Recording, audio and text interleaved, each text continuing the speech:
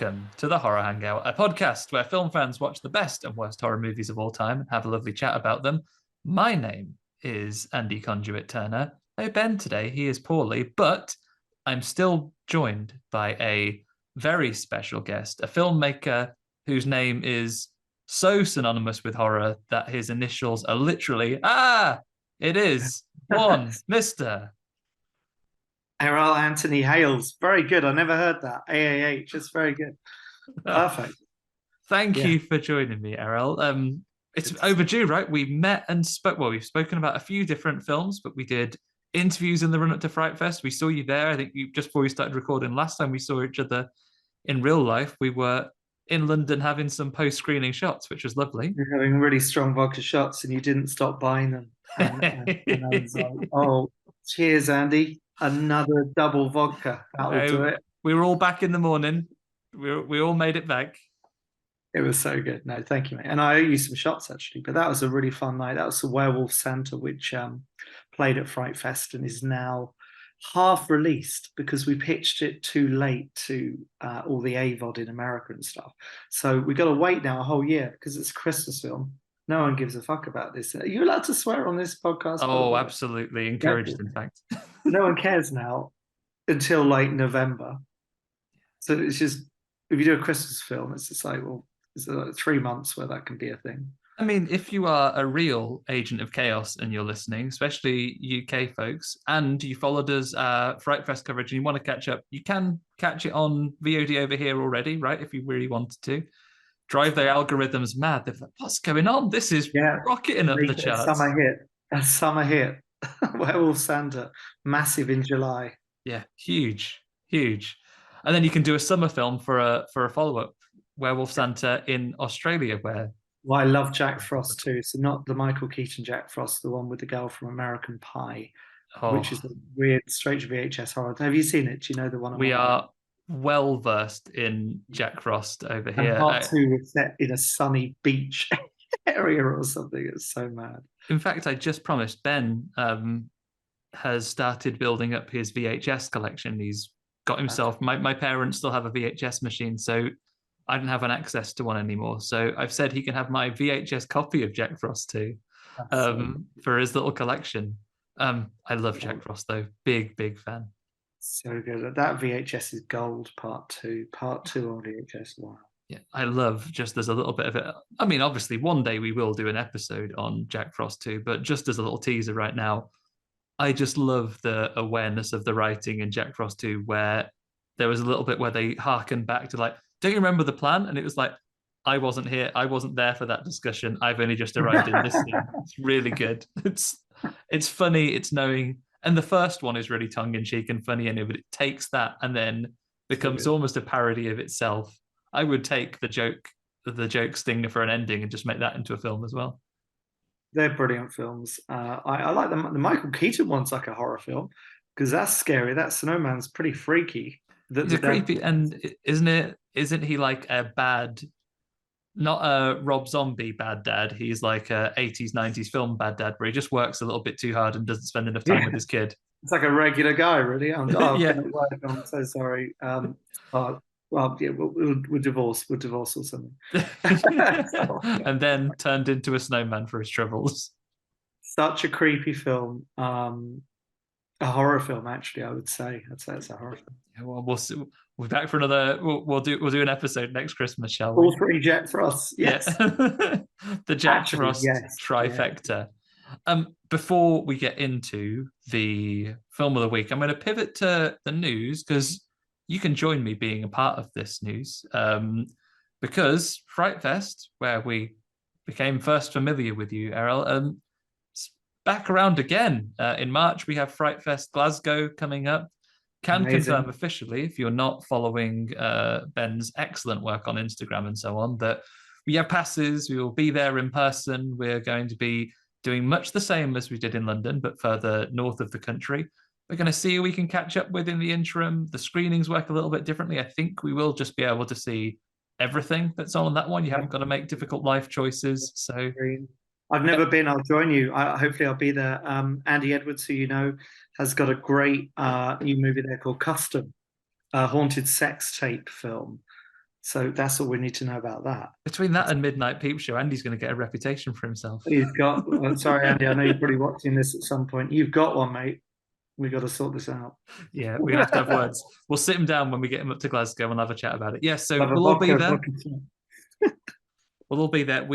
I managed to get on the ticket booking a little quicker than we did. Obviously, it doesn't quite sell out quite as fast as London. So unlike London, we're not sat right at the front. We have nice, comfortable middle seats. I'm very pleased with myself. Amazing. I look forward to it. I've never done Glasgow, and I just feel like the cold, snowy streets and having a whiskey with Ian Rattray and one screen and just everything about that sounds good. No, Glasgow is an incredibly fun city. You're going to be in for a whale of a time. And anyone else who's listening, if you haven't got passes yet and there's still any available at time of listening, get on it. Come and join us. Come and meet us live around there. Ben will be out. One of us will be out. One of us will have a camera. The other one will have those Horror Hangout custom tiny little microphones because we misordered, but they work. That's fine. We'll be out there doing it. So yeah, more coverage of Fright Fest Glasgow in the coming weeks. We'll do a little bit more when we've got all the information in front of the films. There's a couple of slots TBC still, so some more surprises still to come. Other things I have, we already mentioned Werewolf Santa's available on VOD, and you've already mentioned Andy Edwards. So combine VOD and himself together, his film that we saw at Fright Fest London last year, Punch, that's available on VOD as of now as well, anywhere where you get your VOD things. Came out today, I think. Yeah, I did a little bit of work with him on that film. Great movie, and that is out on DVD as well, I think. So yeah, that is on digital. Go and see that. Yeah, that's a fun film. You saw that, Andy? Didn't you? I saw it live at Fright Fest. Such a good film to watch in a screening with people. Such a fun one to watch with friends. And I think I said the same to Andy. Like a miracle that like Mr. Punch hasn't already been turned into a slasher. What a fantastic idea! So good. They got close with Funny Man. If you saw that weird Jester thing, which is a good film. I quite like that. It's a weird one. Vincent Price doing is it Vincent Price doing some weird voice work? I'm not sure I've seen it. Certainly not for a very long time. We'll have to get back on the letterbox and get it on the list. It's so good. But yeah, no, Punch. Amazing that they hadn't done a seaside slasher around Punch. And I know Andy's doing, shout out to Andy, he's doing Punch on the Moon, like Leprechaun stuff. Punch goes to Vegas, Punch versus Werewolf Santa, all sorts of crazy shit. This sounds like an absolute dream. For me, an infinite capacity for this stuff. Keep them coming, Andy. And then at some point, I need to go back to the tapes and see what Andy would have chosen for his movie, and we'll get him on to do one as well. See what we would have covered. But today's movie was your choice. Oh, last bit of Fright Fest related news. Another film that we all saw at Fright Fest as well last year, Suitable Flesh. It's out on Shudder in the end of this week at time of recording, January 26th. So again, if you've got a big old checklist from when we were talking about these films at Fright Fest, thinking, it's all right for some, isn't it? Going to these festivals and seeing these movies. Like, what about the rest of us? Now is your time to get caught up. I promised you I'd keep you committed to these things. So you can catch that on Shudder if you've got a subscription, and you really should. Shudder's great, isn't it? It's the best place. Yeah, all really, really good. If you're a horror fan, it's the place to be, and still fantastic value compared. I'm not sponsored by them, by the way. Non-sponsored content, genuine fan. It'd be out on the 26th, and I might have to watch it again. Did you see Suitable Flesh live? I did. It was really weird. I love. How do you describe that? Body swapping, sexual, hyper horny movie with just Joe Lynch's mad energy about it. Barbara Crampton, always great. Just goes to places. You've seen it, so you know that there's one body swap scene that's really gets under your skin and makes you feel quite uncomfortable, depending on who you are. So it's a great return to form. Well, he didn't lose form. Joe Lynch is great. I love Wrong Turn 2 as well. When he did that, it just shot the audience at Fright Fest. It's so good. Wrong Turn 2 I've not seen for many. I did a series run through in the lead up to when they did the reboot a few years ago. So I watched them all again then. I really like Mayhem. Mayhem's good. Mayhem's great. Brilliant fun. And it came out with another Office movie, didn't it? There were two at the same time. Was it near the time of the Belko Experiment, which is the James Gunn produced one? Both good, right. both excellent fun. Both really good. I think Mayhem may be slightly crazier. Yeah, I think Mayhem, I love how bright and colourful it is. I mean, both have amazing casts. Like Society, the film we're seeing today, is really bright and colourful. Yeah, it's wonderful. Watch all of those films. Tell you what, though, another couple of bits of news. We're news rich today. I guess everyone's woken up from the holidays now. Scream 7, continues to be beleaguered. Latest news we saw on that is Jasmine Savoy Brown, another member of the Core 4, last revealed following the news last week that Neve Campbell said she would return if the circumstances were right. So Jasmine Savoy Brown, as of earlier this week, mentioned that no call on Scream 7 for her yet. So we're still in speculation mode, obviously with some cast departures for varying reasons. Where do you think they're going to end up going with this? Throw out some wild speculation. To the moon? It's weird, isn't it? It's a tough one to keep this series as good as it. I mean, part 1's obviously brilliant. Part 2's brilliant. Part 3, part 4, 5, 6. What? They were good, I think. Are we on 7 now? Yeah, this will be the 7th. Spoiler there. The last one the opening was really good in New York. I liked a lot of things about the Halloween on the subway stuff. Yeah. I don't know where they're going to go. Yeah, I don't know where they're going to go. I think last time I was talking to Ben, I said they should season of The Witch it. Have no ghost face, have a mad bloke with masks that teleports snakes into you. That could be a disaster financially, but I like it though. I like it. At least then you're not going to be torn in the, well, you obviously just couldn't get these cast members back and sort the things out, so you've done. Ignore it all. We want Neve Campbell, of course we do, and we want. I mean, Drew. No, you can't have Drew Barrymore come back. Yeah, there's no way to make that happen. I love how they did the one before the last one said the killer is on this poster. I really like that tagline because that is the fun of those movies that you go, all right, who is it? And the last one, it's the fellow in the mask. They got both of them wrong in the last one. Yeah, very clever. Very clever. Yeah. Oh well. We'll continue following the Scream news. We've also seen Neve Campbell may be returning, but you know who is returning? Our old mate from the 1980s, Slimer's back apparently. So in Ghostbusters Frozen Empire, it's been revealed he wasn't back for the previous Ghostbusters reboot a couple of years ago, but they've obviously driven enough money up to his house, got the agents working, and Slimer returns. Cool. I thought you meant he was in Scream 7. I was like, that's a good one. Yeah, Slimer in Scream 7. Slimer. No one would expect that.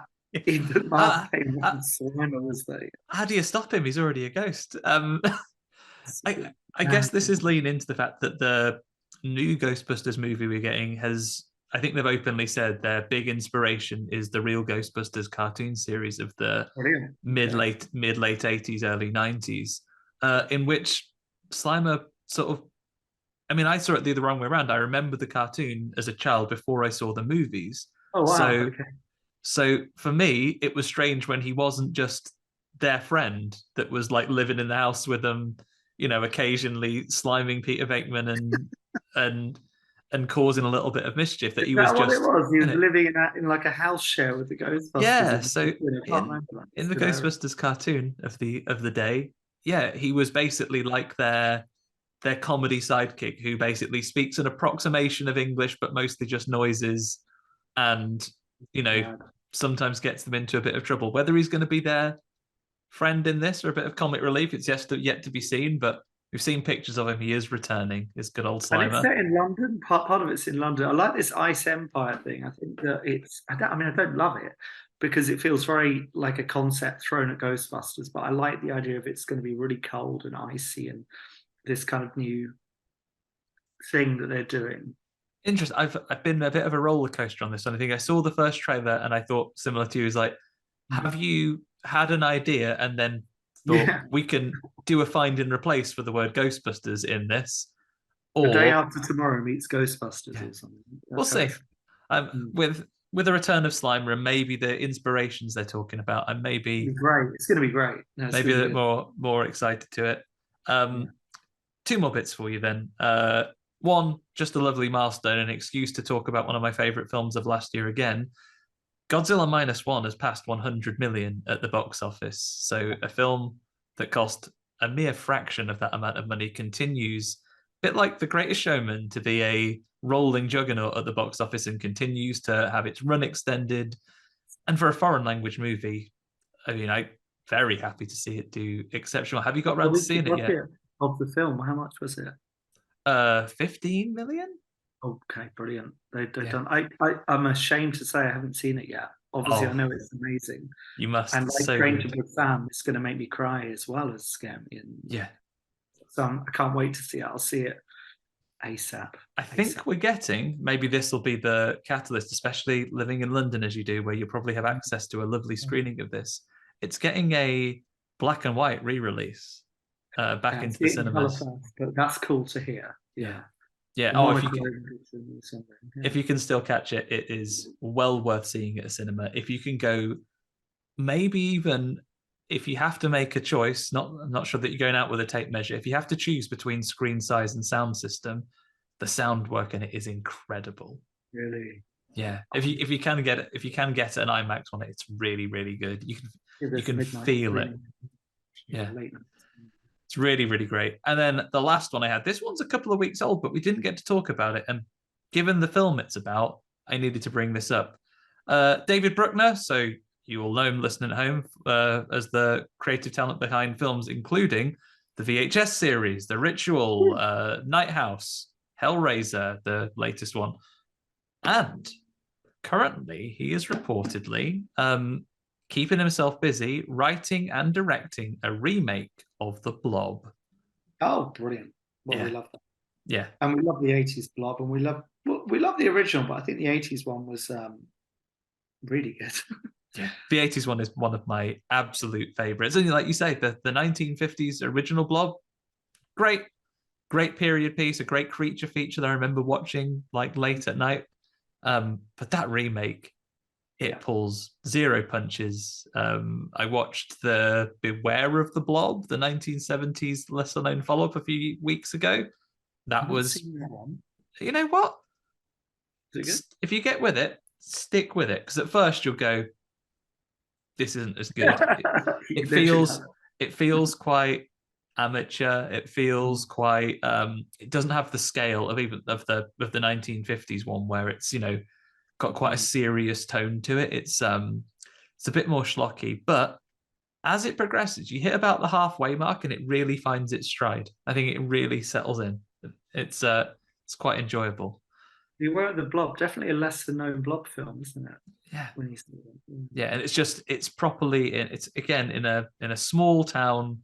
A few years on, so it's 70s. Like the color palette takes a little bit of getting used to. We haven't quite reached those highs of color saturation of the 80s and the 80s vision of what the future looks like with the scientists and the military. You don't quite have that kind of budget behind it. You basically no military operation. You just got the sheriff who's investigating and a man who is very annoyed that some kids made him drop his bottles of pop that he was unloading from his car, and the teenagers that have found out about the Blob, and those are your main guys. Beware of the Blob, 1972. That's mad. Yeah. Wow. I will check that out. 21% Rotten Tomatoes. Okay, so they didn't love it. It deserves a little more than that, I would say. Slow start, worth sticking with. By the end, I was really invested in it. I thought it was very good. Okay, I'm going to check it out. Yeah. Right. That ends us for horror news. The next thing we'll have a little chat about is what we have been watching. I had a bonanza last week, everyone. Not so much to cover this week, just a couple of things for you. But you don't join us every week, of course, so you don't have to just do the last 7 days, Airell. So what have you been watching? What would you recommend recently? What's kicked off your new year in the horror world? Firstly, a quick non-horror one. The Holdovers is really good. Election and Sideways are great film. But to horror, their Night Swim was better than I think people were saying. I thought it was a weird poltergeisty type film. Yeah. check out Night Swim. It's not amazing, but it's weird. I think we did an episode a few weeks ago, and my takeaway was that definitely there are some fantastic crafted scenes. Yeah. Story lost it for me a little bit with its conclusion, especially with the messages it's bringing versus how it ultimately ends. I won't spoil it again here. There's a whole episode for us to do that. But yeah, narratively, there are some changes that didn't quite land with me. And that's okay. Not everything's for me. But there are some good individual scenes. The Marco Polo scene, I think, lovely. Great stuff. There are some good little scares in there and some, I mean, a high concept like that, it's tricky to see where you can go with it. But they did go to some interesting places. I thought that was good. I thought that was not great, but I thought that was good. I thought Poor Things had some crazy shit going on. Obviously, that's quite a... I still haven't been to see it yet. I'm really desperate to. I've heard it's great. Really wild time. I'm writing a Christmas-based ghost story, so I love Christmas horror. And I'm researching films. So I rewatched The Changeling with George C. Scott, which is just fucking brilliant. Have you seen that, Andy? That one? I haven't. The guys did an episode before I joined them full time. Oh no, it was just when I was away for a week and I've missed it, but it's on my watch list still. You are going to love it. It's just got that 1980s angry George C. Scott character-based ghost story stuff going on and on and on. It's so good. I also rewatched The Babadook, which we know is brilliant, and the original Woman in Black from 1989. Was that? 1980? I don't know what year that came out. Scary as fuck. Really good. I reckon you've hit a blind spot there. I don't think I knew there was a 1980s The Woman in Black. I thought it was a play, and I knew it was a book, but I didn't know there was an original film. There is indeed, and Kim Newman and some people do a great commentary on the Blu-ray DVD. It is a scary film. I dare you, and anyone watching who hasn't seen the original, I think it's 1980, might be 1989 though. It's either 1980 or 1989. Woman in Black. It is really scary. If you watch that in the dark at midnight, I promise it'll freak you out. Wow, that's a hard recommendation. I'll be adding that to my list. Yeah, check that out. So there's how your horror year started. Mine has, looks like I had a really, really busy one while it was particularly cold the last week or so, but slowed down a little bit because I've watched a bit of non-horror. I'll touch on them very briefly because they're not horror films, but still going through cinematic history. I watched 1973 Robert Redford, Paul Newman's The Sting, which I'd never seen before. What a film. Fabulous film, isn't it fun? Right, and it just keeps unraveling. You go, where are we? Oh, that's not real. That's not real. What's going on? It's so great. Yeah, great film. So good, aren't they? Great film. If you're not just into horror, you like just good cinema. Great character stuff. Wonderful. And I don't think really struck me that Robert Redford is one of those actors that has been famous for my entire life, and I've seen so little of his things when he wasn't already an older guy. Have you seen Butch Cassidy and the Sundance Kid? That's the thing. No, not even gone that far back. I've got some catching up to do. What a film! of a slightly later era, but flinging us forward into the in terms of setting wise. I also watched the movie, which was, I guess, the jumping off point for the series, Buck Rogers in the 25th Century. Don't ask me how I got to that conclusion, but I decided to watch it. And you know what? It's real fun. Seen that one. Oh, there are so many fun little parallels. So basically, it's a guy who was an astronaut in the 1970s who gets frozen. He gets woken up 500 years in the future. Earth was basically destroyed in fairly short order by environmental crises just after he was frozen in the 1980s. And now they have AIs that do all the important stuff like run our trade and industry and our environment for us. And people are very relevant and very of today then. Yeah, people are very proper and they don't like the way he does things, and the computers tell them how to fly their ships and do fighting. But he is a handsome man from 1970s, and from everyone from the really well put together like commander of Earth's defense forces who wants no nonsense from anyone, to the space princess who is basically the heir to an oppressive empire who also looks like an incredibly sexy human woman. All those people, you'll never guess what about this guy from the 70s, all want to fuck him. so badly. And it's just about him being a little bit. He's basically like a series of him being Han Solo and having friend being. He is a cross between Han Solo and Axel Foley. So there's a bit where there's going to be a betrayal, and these people who are pretending to be friends, they're going to bomb them, and he's putting like rubbish in the exhaust pipes of their spaceships, their bombers. They're all he's a real trickster, is Buck Rogers, and tell you what, he has a wicked adventure. It's ever so fun. I'd recommend that. Awesome. Taking, perilously a jump back to horror, I also watched 1997's, I believe, TV horror anthology, Campfire Tales. Have you seen this one? Yeah, I've seen it. And the dog licking the hand, right? Yeah. That creepy it's your classic urban legends, right? Before urban legend, or a similar when urban legend did those things. Yeah. Sorry, a bit of a spoiler, but that is creepy, that bloody bit. Yeah.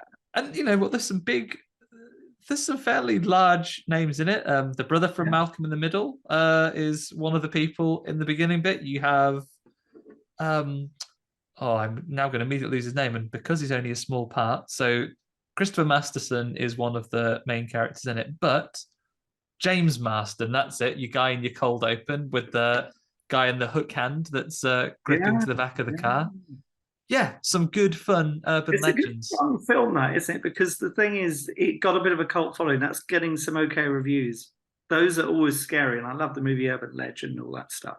But this was grimier. Yeah. It's just quite nasty. It's quite good. Yeah, especially, you're right, that one, the Humans Can Lick Too urban legend. I'm going to rewatch that. It's really intense. It's really, it's good. It's very fun. Make a note to watch that again. Urban Legends, probably on YouTube for free. Yeah, these chats always get you some more films to watch. The watch list goes up every week. But apart from 1990 it came out. 1990, wasn't it? Sorry, yeah, got him. So apart from that, though, we both watched Society. I will give you a little blurb on this one. Bring it up here. So Society is a 1989 American body horror film directed by Brian Yuzna, starring Billy Warlock, as some might say, Devin DeVasquez, Evan Richards, and Ben Meyerson. Plot follows a Beverly Hills teenager who begins to suspect that his wealthy parents are part of a gruesome cult for the social elite. And there we go. What the critics say, IMDb, 6.5 out of 10. Rotten Tomatoes, 64% audience, 60% critics. Letterboxd, 3.4. Couple of choice reviews for you. Laird says 4 stars. Eyes Wide Shut is his review. This Laird's review, very good. Matthew Christman, 2.5 stars. First 80 minutes, 1 star. Last 10 minutes, 5 stars. And Sarah Squirm, now that's what I call movie magic. My favorite character makes an appearance. Asshead, 5 stars.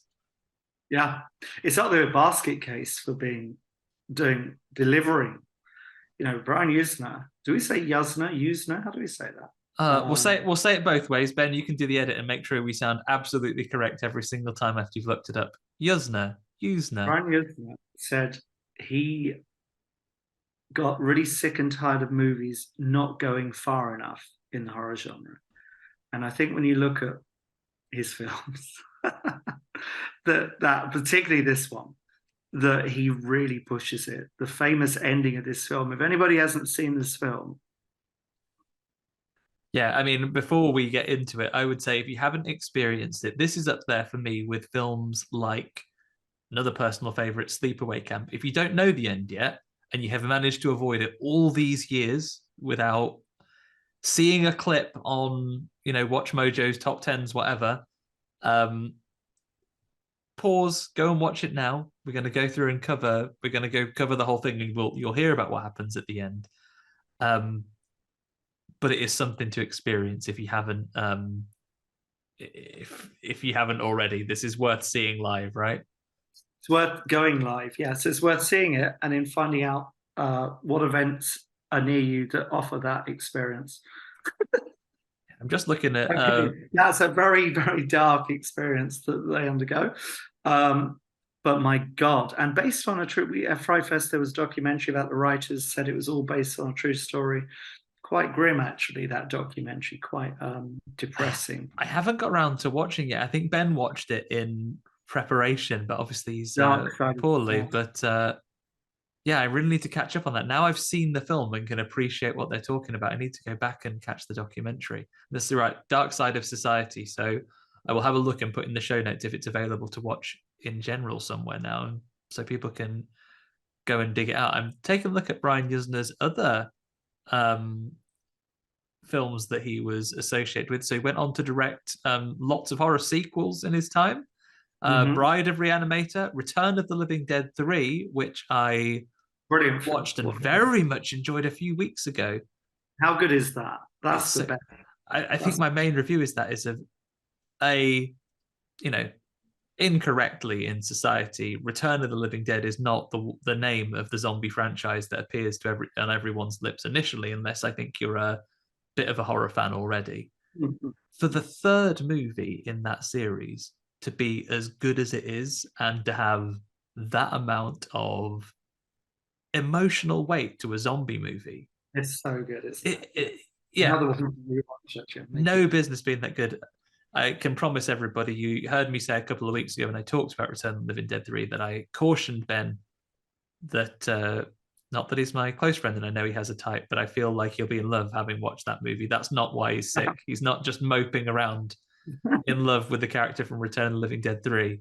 And The Dentist, both of them, the original and the Deadly Night film he did. From Beyond is wicked, obviously. Yeah. As gooey as this one, and obviously the original Reanimator. But those later ones, The Dentist is pretty fucked up 90s film. I don't think I've seen The Dentist. I'm aware of some of the phrases from it. But I don't think I've seen it. Another one for the watch list. And don't worry if you've got non-horror fans in the audience, why would be watching this? Oh my goodness! Before I talk about that, one of my favorite discoveries of last year, 1987's Dolls. Oh, what a film! Yeah, so he was what did he do? Did he direct? Did he write? Co-wrote the comedy Honey, I Shrunk the Kids. Yeah. which is great. But Dolls, I mean, I love Honey, I Shrunk the Kids and all of that stuff, and I love that he did that. But Dolls, I remember the VHS cover with that terrifying looking doll, just the scariest doll you've ever seen, on that VHS cover, and just thinking, wow, that looks genuinely terrifying, more than Child's Play even. It was just so dark. And there's the scene with the bear in the beginning, and actually he's probably the closest that came to eating our friend Andy Edwards' lunch, because there's a Mr. Punch in that, isn't he? But he's a nice little dolly. Oh shit! Yeah, there is. Yeah, I think his name is Punch, right? Yeah. So the toy makers have got all the dolls. I haven't seen that for a while, but yeah, there is a little Mr. Punch, I think, which is I'll have to look up the details, but I'm pretty sure it got a screening at Bristol Bad Film Club late last year off the back of it getting a new reprint, a new physical release. So it may be more available than ever before. But I wouldn't call it a bad film, though. I think it's actually a good film. I think the acting for the two girls is bad. I think it's one of those things that, whereas your normies, your shit munchers might consider it's a bad film, we can celebrate these things as wonderful. I've seen some of my favorite films in, quote unquote, the event Bristol Bad Film Club. I've seen Chopping Mall with them. I saw a screening of Sleepaway Camp, Runaway, the Tom Selleck, Gene Simmons double effort. I'm going to write that one down. My goodness, get that on there. I had nightmares about Runaway for years. That Gene Simmons makes these robotic spiders with poison needles that assassinate people. Wow. Okay. Yeah. Runaway. Runaway. Spiders. Okay, that's great. Don't know that. I love hearing a movie I've never heard of. Yeah. Wow, what's Run? And of course, the first film I ever saw at Bristol Bad Film Club, Zoltan: Hound of Dracula, which we watched in a graveyard. Yeah, that's great. Ever so good. But all of those wonderful things aside, we come to society. So we've talked about Brian Yuzna's work. Where else might we know Billy Warlock from? Our main Where do we know him from? stars. Yeah. Okay, so a Baywatch regular. Oh, was he? Days of Our Lives. So, and he was also in General Hospital, which I guess is an American TV show. So someone who is and he was also the Cunningham's younger nephew in the 9th season of Happy Days. So primarily a television actor over in the US, apart from this absolute cult horror role. It's so mad because the whole film plays like Beverly Hills 90210 on acid, a really fucked up acid trip. So it feels like a kind of an 80s TV thing in a way. I think it's very cinematic because the angles are so extreme. But there is that Beverly Hills 90210 on acid vibe, I would say. And I guess before we get into the plot here, we'll have ample opportunity to talk about the effects work as they reach us in the plot. But you already mentioned the color choices and everything on this one as well. It has that sort of bright, sunny Beverly Hills affair. I would, you'd think you could see like Fresh Prince color styling, right? In the settings they have. And it feels like a Michael J. Fox movie as well that just went wrong. It's like you fell asleep in a Michael J. Fox movie because Billy Warlock's got a bit of that Michael J. Fox vibe. Yeah. You woke up and Society was on instead. Yeah. What the fuck is this? Yeah, just signed the wrong contract. You didn't get to have a lovely time travel adventure with Mild Peril. This is what happened. So I guess plot-wise, we begin.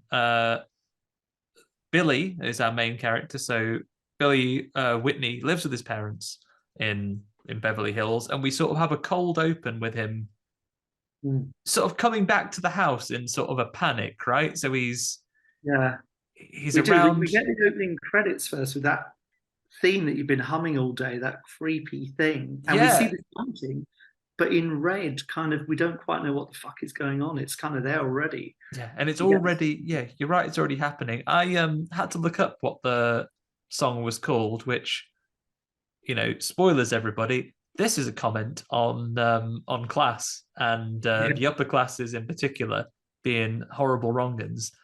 It's the Eton boating song. Is the thing is the main theme of the main thing. They've got a wonderful it's usually sung either by rugby crowds or by like a male choir from Eton, of course. The famous for non-UK listeners, Eton is a very expensive public school in the UK, which statistically speaking, most of our prime ministers will have been to. Yeah.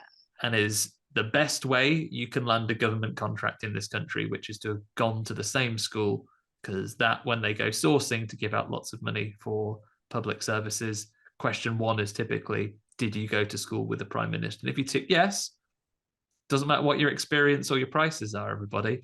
Sorry, the Conservative. They never check though. Just say you did. Just say yeah. Sorry, any Eton members. I'm afraid I might not be as kind to this one. I'm sure some of you are very nice. But it's so creepy. The way they do that though is so haunting over the visuals of shunting rather than beautiful boating scene. Yeah. So straight away, this movie and the title Society is obviously quite on the nose. And we learn later that Washington's tied into the plot and jobs there. It's all tied into there to the ruling classes and so on. But Billy gets home and he sounds like it sounds like there's something going on in the house. He goes to see his therapist, have a talk about it because I really love that scene with the therapist because the score to this film is really good. And that bit with the apple and everything, you're like, whoa, okay, what is this? This is like a weird moment from a Cronenberg film almost. I sort of came away thinking, is this going to be? I mean, I'd not seen the film. This is my first watching in preparation for us to watch this together. But I didn't know beat for beat. I knew about the shunting already, unfortunately, so I didn't get that as an ultimate surprise. But as we began, not knowing the full ins and outs of the story, I always spent a lot of this film guessing, is there something going on? Is this an exercise in paranoia? Are we having like a Jacob's ladder or a possession where you're never quite going to be clear as to what is being perceived by your lead character and what is actually happening, right? And then that's our first and the apple, I mean, wonderful effects work, because this apple is like laced with like blood is oozing out of it and there are worms crawling, but it doesn't look like someone has taken a spoonful of worms and put them on top of an apple That's for really an well effect. done. They're laced through this apple. I don't know how they did it. Incredible. No, there's lots of moments. We'll talk about the shower. How did they do that a bit later as well? But yeah, I remember when I was a kid, I saw a documentary on horror effects. I think with slightly different ages. And I don't say ages, but I was watching this thing on Channel 4 and they had this apple scene from Society. I didn't know it's in the film. And I just thought the mood was really captivating. But now you talk about that, I don't know how you would do that apple bit. I don't know how they did that. They must have put fake worms through. Stitch through fake worms and then put on real worms that are on the top, and it sells everything else, maybe. Really shit, and it looked really good. Or maybe I don't know, maybe they're like, because the blood is like oozing out of it. Are they pumping the blood upwards through the back of the apple, maybe? So that is mad. Yeah. Something incredible work. So he's already, we know that Billy is living with his parents. Now, is it a common fact that he's adopted, or is this just something he says because he feels he doesn't fit in? I think he says it because he feels he doesn't fit in. Yeah. I don't think it's a common fact. No. But no one actually says, yes, you are adopted. It is it's just because he doesn't feel connected to the rest of the family. He feels. Exactly. And then right at the end, we get more of a revelation from one of the characters. But in the beginning, no, it's just this sense of John Hughes goes to hell, isolated teen drama kind of thing. And he feels, and despite the fact he's a successful kid, right? So he is in the running for class president. We see in a moment he has a debate, but he's the star of a sports team, and he lives in he lives in a wealthy family that are well connected, and the sister is preparing for her coming out party. Yes, and the whole thing is so rich. You're right. Every car in this movie, everything is so wealthy. It really feels like they had some production budget. I can't remember what the budget is on this film, but you really feel that money, don't you, about it? Is it on here? No, it's not listed, unfortunately. I'll have to dig that out a little bit later. But he's interesting as well, because he is that kind of guy who is the football captain, but they play him completely opposite to that. He's like a kind of Revenge of the Nerds guy trapped in the body of one of those kind of high school jock guys. It is kind of strange. You are right, because Bill is, he is still angling with the incredibly rich kid if he's going to be invited to his party or not later on. Yet the fact that he has the gorgeous girlfriend, he is a sports director, but yet there's this awkwardness about him that he isn't. So weird that he's not invited to that party. You're right, because you think, well, he's on stage, clearly very popular. Why is he not invited to that party? Yeah, but that's that whole thing, isn't it? Where the Wicker Man vibe of this film. Yeah, and it is interesting as we go through these things. So yeah, he feels like an outcast, despite the fact on paper he's incredibly popular. And as I say, we're preparing for his sister's coming out party, and their parents don't like his friends either. They don't like him hanging around with his friends. Lower class friends, particularly. His friends that don't have the social status that they are aiming for. I mean, this is set in the US, but I think it's worth mentioning, if coming out parties are alien to us here. I mostly know about what coming out parties are from period dramas in this country. I don't know what that means. What is that? So a coming out party, if you've ever been to the toilets of a cozy club, the very good cocktails. I'm not sure if it's more of a Midlands thing, but they have the debutante ball posters up in the toilets there, and you think, oh, isn't this a quaint thing from the 1940s? No, these are like from magazines from 2019, 2020. They still exist. I believe a coming out party is effectively within high society, where there are upper classes and peoples do, talk about what families are achieving and things like that. It is a point at which usually a female member of the family, one of the daughters of the family, has come of age and she is introduced into the society scene where she will then be, there's even a link here. So it's a debutante ball. So a young woman or from an aristocratic or upper class family who has reached maturity is presented to society at a formal debut, which basically means originally back in the old days, it meant that the lady being introduced was old enough to get married now. So this was the family saying, hey, if you're a wealthy person who we would approve of, you're allowed to come and call on our daughter now. And obviously, if you're in those days, you'd go for 2 walks and then be engaged, right? But yeah, that's what they're preparing for. In not a period drama, these things still happen. That's crazy. I think the performance of the parents is great. The sister, everyone really, but the dad is particularly menacing. The reaction times he has to things whenever they interact. Our central character, Billy Warlock, plays, what's the name of our leading guy in this? So he's also named Bill.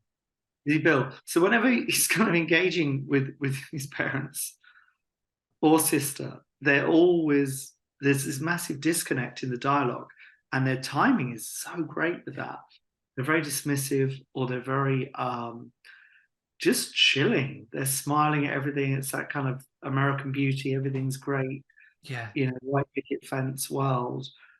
But it's done, this casting, the dad in this, what else has he been in actually, this guy? Well, we'll pull him up here and take a look. I mean, while I just get him up on screen, talk about like the energy that the dad has. As you say, it's very good that the dad has quite a menacing energy, even when he's not saying anything threatening. If you want a modern take of that, anyone who has seen Cobweb recently as well, Anthony Starr as the dad in that, even when he's not saying anything menacing, is effortlessly quite, There's an undercurrent of violence.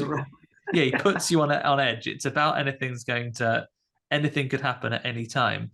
Yeah. Let's have a look here. So Jim Whitney, that must be the dad. His name, the actor's name is Charles Lucia. Really? Yeah. And let me just, of course, when you do this live, that's when your internet doesn't work. So Charles Lucia, he is in, amongst others, The Hand That Rocks the Cradle, Tank Girl. Society is his largest, most popular film. So he's not in a great deal of other things that you might have heard of. I mean, apart from those other two. Because he was so good. I love The Hand That Rocks the Cradle. I can't think who he was in that. Maybe he was the doctor or something at the beginning. The gynecologist. And Tank Girl, I haven't seen that. That's a real cult movie I haven't seen. Yeah. I've not seen Tank Girl for a very long time. Yeah, so he is effortlessly quite menacing.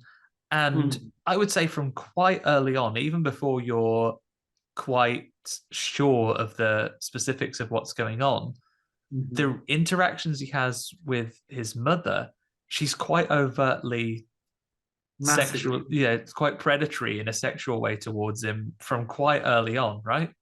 It's massively incestual and weird from early on. Yeah.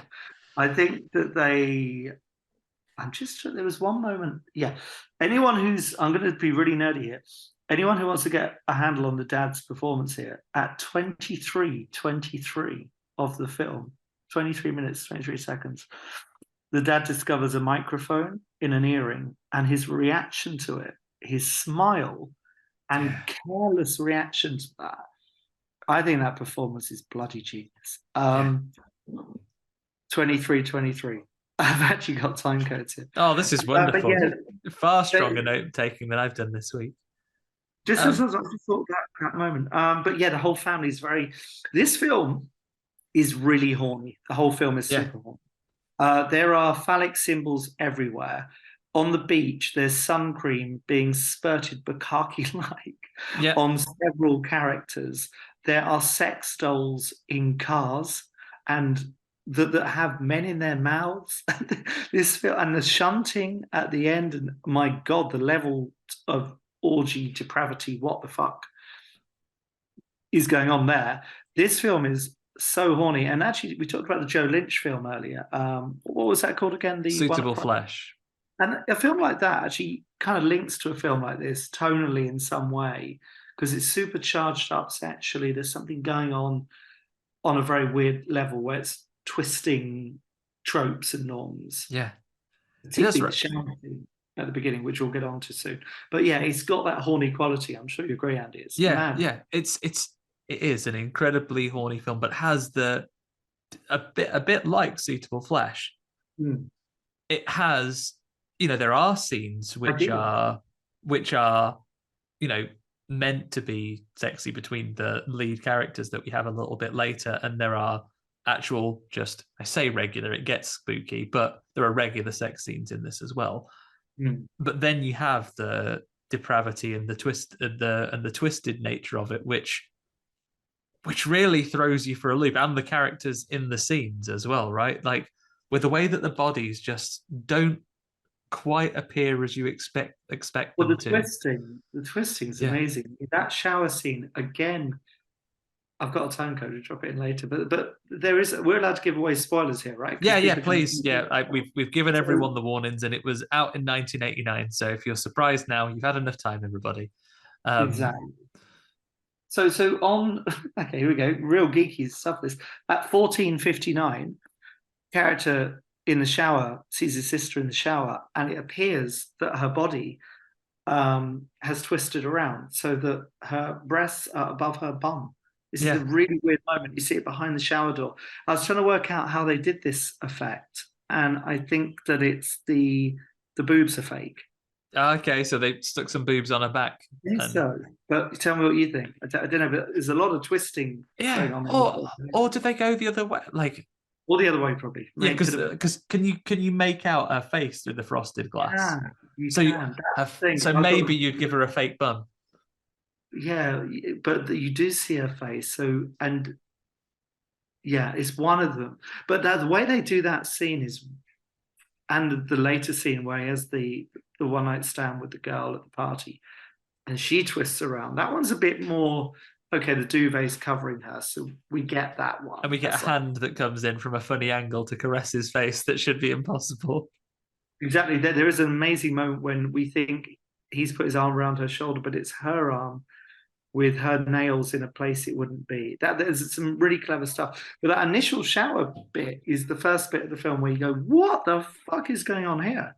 Yeah, it's very surreal. And like the relationship with his sister kind of twists quite quickly, because at the beginning they're quite friendly. She has a old boyfriend who has broken up with him. He's creeped into the house, and at first he's in the wrong, and he throws him out. And later we find out that he knows that there's something going on. I take it that this was him. I guess this was him planting the microphone, I suppose. Like when. Yes, that's exactly right. He was planting. Yeah, planting it. He must have been planting the microphone. And he's saying, as Billy's throwing him out, it's like, "Oh, you don't understand. I need to talk to you. It's not what's happening." But yeah, I tell you what, we'll hit a couple of bits to catch us up. So we've already heard that Billy is he's going for student council, and he's going up against someone who would typically be your classic student class president, right? Like, AKA from a 1980s movie. He's a guy with glasses. Exactly, yeah. He's got the glass. He actually does look like a real geek, that guy. Yeah. He's a good bit of casting. He has glasses and he has a jumper on the beach. When they're all at the beach, he wears a jumper. He has a lovely blazer and a suit jacket on. So he's having a debate with him at the beginning, and this is where he first meets he has a girlfriend in this to begin with, at the very least. But he meets a love interest character, and at first it could be like it's, I guess, almost like japes to help throw him off at this. If this was the Michael J. Fox High School movie, this would be the trick that you get to throw the jock off his game. If you're in maybe more of a Van Wilder, maybe, but he is having to do a debate presentation on the merits of the school having a dress code. And as he is doing so, this girl who was sitting, amazingly stunning girl, this bloody girl. So this is Devin DeVasquez as. What else has she been? I actually need to see every film she's been. She is in House 2. Oh, okay. I'll rewatch House 2. So she is in House 2. That is the main. I was about to say that's the main horror film, but she's not. She's also in Citizen Toxie, The Toxic Avenger 4. Oh, what a legend. Was she so good? And she reminds me of Star in The Lost Boys. She's got such a great bloody charisma in this film. Yeah, she does. That amazing girl.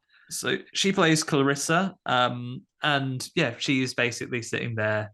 Well, she's not in as explicit a way, but she is doing the old Sharon Stone. Her legs or whatever. Yeah.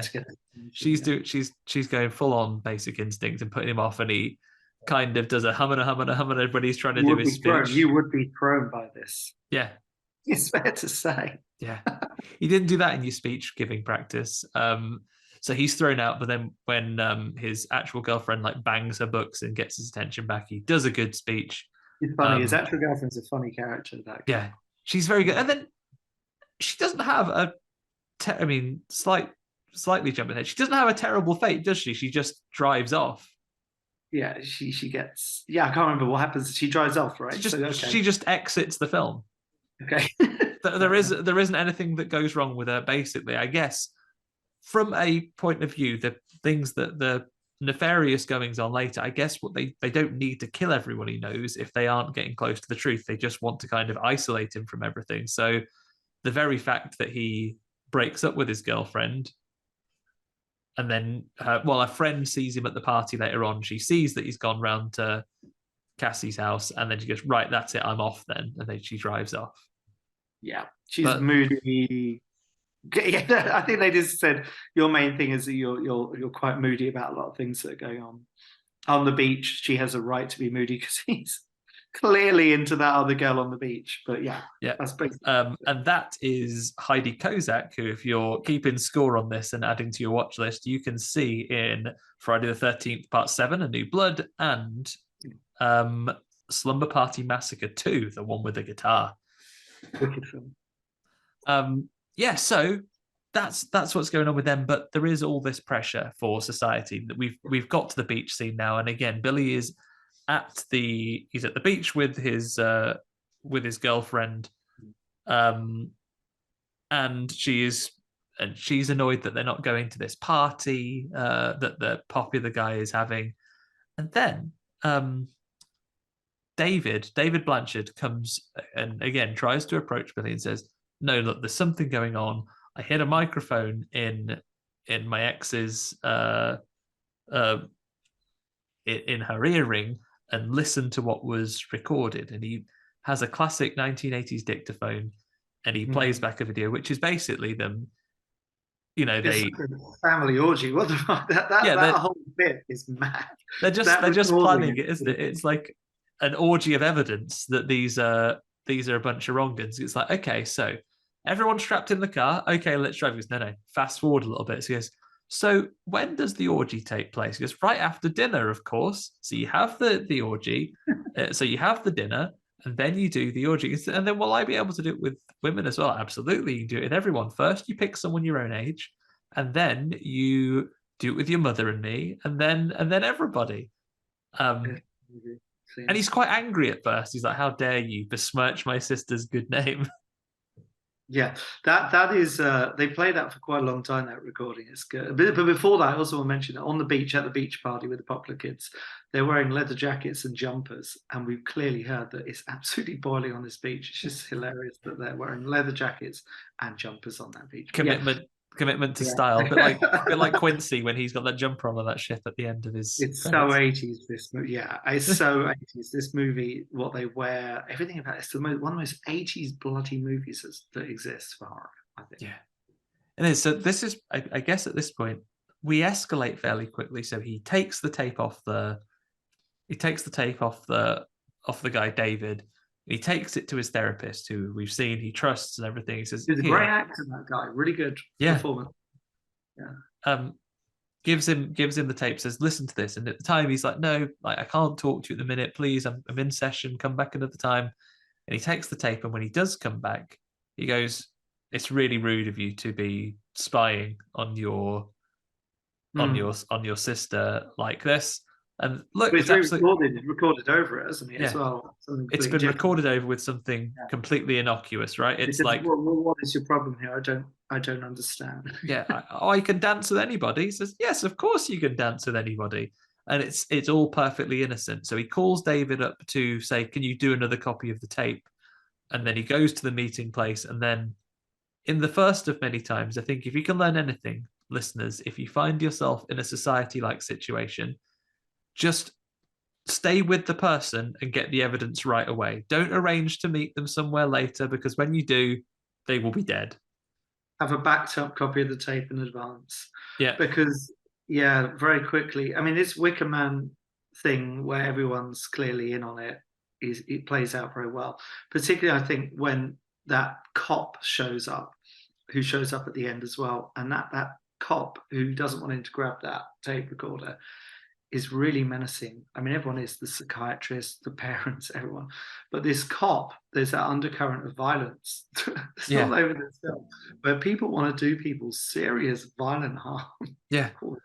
And this policeman immediately sets you on edge. And again, it's almost like a counterbalance to what you would expect it. Because again, Bill Whitney, as a character, is from a rich and privileged family. So he isn't from a working class. He isn't someone who, typically it's the type of person who would probably seek some kind of favor from the police, or be seen as someone who was, well in with that. The family is well known. They're planning to have a party they're having a big party at the judge's house, who is their, a family friend.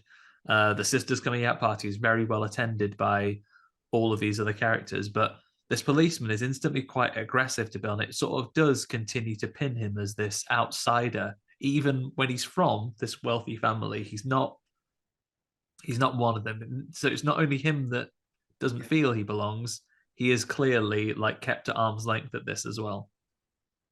Yes, good point. That he's kind of the underdog, and we work out at the end that he's not part of this, but it feels like he's central to this society. So the clues come in quite glaringly that he's to be held down and not whatever's going on here. Yeah. And you know what though? Maybe we misjudged that, the popular guy, the one who is already raging because it turns out that on the version of the tape that he heard has been selected to be the first person to have sex with his sister. And things have begun to escalate already. At this point, he's walked in, we've had that shower scene as well, where he's been confused why he sees his sister, and then he is made to look weird because he opens the shower door and she's like, what are you doing? Like, his girlfriend is cross with him because, and she said maybe we should start seeing other people. I mean, unreasonable that she's annoyed that he hasn't got an invite to that party. Probably absolutely fair, because he was looking at Clarissa quite intently, and she was squirting suntan lotion in his face, and he sort of like slack-jawed as she walks away. Yes.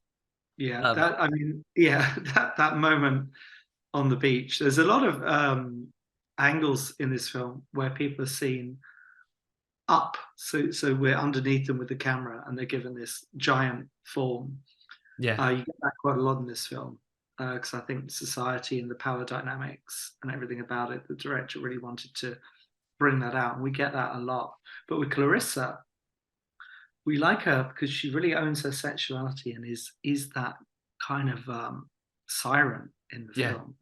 She's really portrayed as this kind of.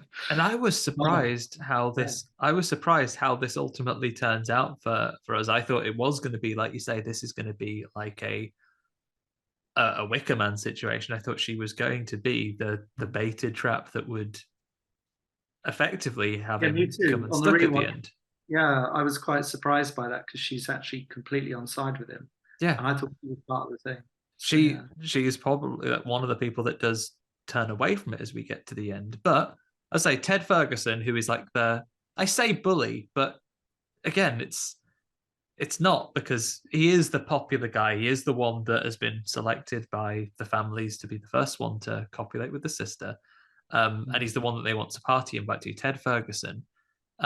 He does say, and at the time you take it that he's taking the piss, he goes, "Oh, I'll send you a telegram with an invite, will I, if I get up to anything."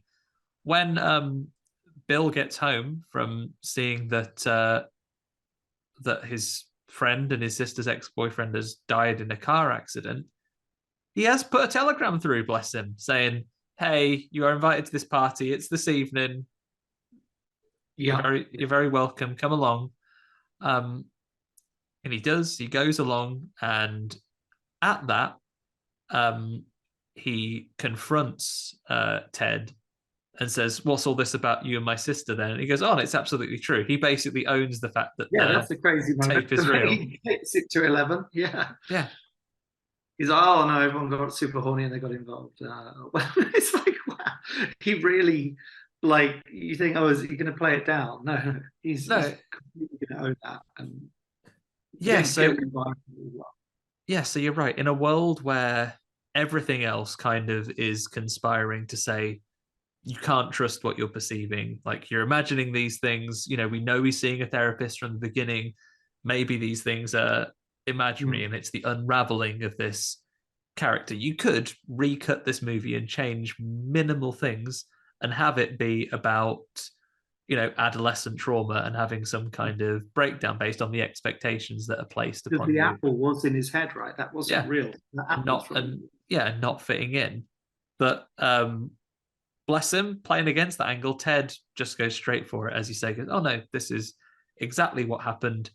This is this is what we do all the time. This is absolutely normal." They get into a fight. That guy, he really plays that part very well. Yeah, he plays the ultimate piece of work. Yeah, the ultimate baddie. And I think as an actor, he gets the discomfort of him just right. And I think we've all known people like this growing up. When you'll meet someone who is just a little too physical with you, like too soon, like even when you're having a normal conversation with you, they're jostling you or they're like patting you a little bit too hard, and it's like, oh, and it just gives you such discomfort because you're already on such alert that even though he's speaking to him in a quite friendly way, he's like slapping him in the face and things like this, and it's like, this is going to become a fight any second. And it's such a great 80s trope. You got people like Johnny in Karate Kid. There was this really like testosterone to the max thing going on in a lot of 80s movies. And this guy, is definitely like that. Yeah, he's definitely bringing this up. And it's all friendly. Yeah, it's like, oh, come on, you'll be there at the party. Yeah, and you can tell from the the way the actors, both of them, both giving and receiving these, they sell it that there is like this undertone. There is like, this is second only to Arnold Schwarzenegger meeting up with Dylan in the forest in Predator, and they're doing their arm wrestle to see who's going to be the strongest. And there's a lot of readings of this film that are super camp, super queer coded messages in society, of course, all the guys in it and everything else. So definitely, yeah. I mean, I guess as we come into this, like almost as we get to the end and the shunting later on, it's less about gender and sexuality, and that it is purely just a class thing, and they see themselves as one. Those are the binary things. There are members of the society and those who are not, right? But exactly. So it doesn't really, the sexuality becomes something completely different in that context, or it's just like, in whatever way we can deprave this underclass, we will. It's kind of anything else. So they have a confrontation as they get out of the thing. Clarissa says, "Oh, do you want to come back to mine?" She does drive off. I mean, there are two things disturbing about this one. We'll cover them individually. One, we already mentioned it during the sex scene, which good work on whoever the intimacy coordinator on that one was, because they are sat on top of the covers, and it's not a porno. It's they've I think they do it Full on very. 80s sex scene, yeah. When They they hide anything. they do it very well. They position things very well in the fact that we don't have to have a really awkward. He has clearly still got his pants on bit of filming. Yeah. But yeah, it is. It's a not, well done sex scene. Yeah, the lighting's good. It is very well done. And then we have the creepy moment where her hand comes in from a strange angle, and he Very falls good. out of bed. Like, is that his hand? Has he put his hand around her? Oh no, that's got nail varnish on it. So that's her. What the fuck? So I was like, is there a third person? Like, because it's yeah. That threw me. I had to kind of rewind that to kind of work out what was going on. Not for any other. It was just rewinding that scene. Better watch this scene again. I'm on a podcast about this later. I've got to do my research. Sorry. Find out about nail varnish. Yeah, don't come in. What she's like. Yeah. Get this boy to a therapist. Yeah. That's very good. But I'll tell you, she has, as you know, the best line in the whole movie. And do you know what the line is? Go on, please. Slightly after. So they do their thing, and she makes him a cup of tea. Oh, yes. And she says, would you like, let me see what she says. She says, would you like, where is it? Is it like cream, sugar, and then... Or should I just pee in it? What did she just say? Another moment where you kind of rewind it, go, what? And he just kind of goes, oh, that's just her with her vibe. And it's like, oh, you're weird. She's great. What a crazy girl. And it's not what I expected as well, because she is played in the opening scene where she's throwing him off at the debate as that she is completely on side with Ted and his gang, because he's friends with Milo, who is the nerd he's up against. She's with that crowd, and she's clearly there trying to either seduce him or put him off and tempt him away from his girlfriend and the friends that he has already. Because even at the party when he's dancing with Clarissa, his best friend comes over and he's like, oh, get out of here, man. Like, why do you have to do that? Because he basically says that she's turning tricks. Like, so he's connected to her mum, who we'll get on to. Her that was the other weird thing. She walked in from a trauma film. I don't quite know where that she walked in from a trauma film into this one. You know what she did? The mom is like, and she's been in it a couple of times because he bumped into it at the beach as well. So that's a different film though. She is from a different film. The mother, you are right, she's from a trauma film. I guess depending on your era, what would I describe Clarissa's mother as? That's a tricky one, isn't it? She's almost like something from the Munster. She's like a, for want of a better term, she's a bit like a Frankenstein. She doesn't really talk apart from low groans. She collects hair, coughs it up. Yeah, she coughs up a bit of hair and gives it to him. Like as he comes in, he's jumped up being caught sitting drinking tea in his underwear in their living room with her daughter, and she coughs up some hair and gives it to him. She's quite a bizarre character, and I really do wonder if there are deleted scenes or the original script, because it does feel like she's walked in from another film. It really does feel like that to me.